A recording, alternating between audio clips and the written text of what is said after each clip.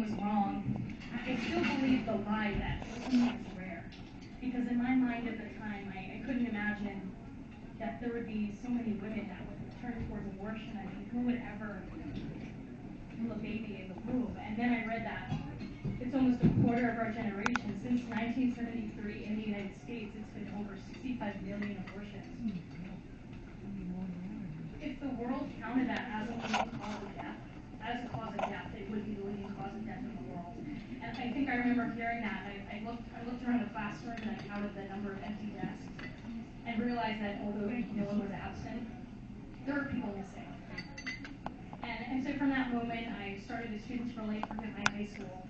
I started another one in college and just kept doing pro-life work because I felt that, I need to do everything I can to end this issue of abortion.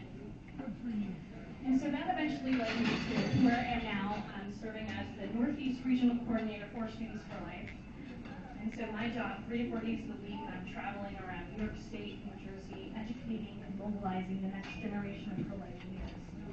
Because as you know in New York, this isn't an easy battle, right? This is a generational battle, right? We're going to keep fighting this for years and years.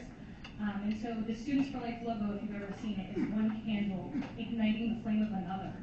And that's one of our most important jobs as pro-life leaders, is to create other leaders who also create other leaders so that we have the ability to keep fighting this generational battle.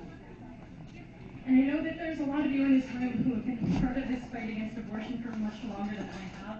And I really want to thank you from the bottom of my heart for all the work that you do. Because again, in New York, it's a tough battle.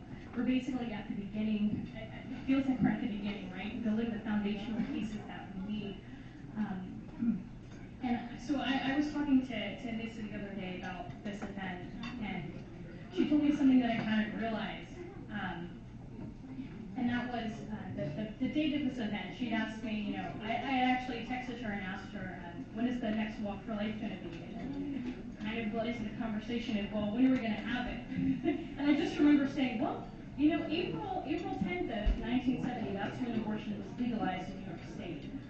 And so that was yesterday was the 56th year that we had legalized abortion in New York, which is really, really devastating to think about how long it's existed in our state.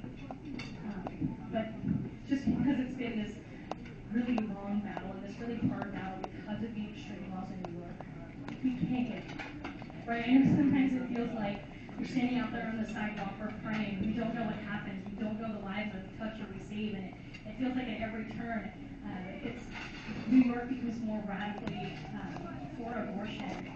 But again, I want to encourage you.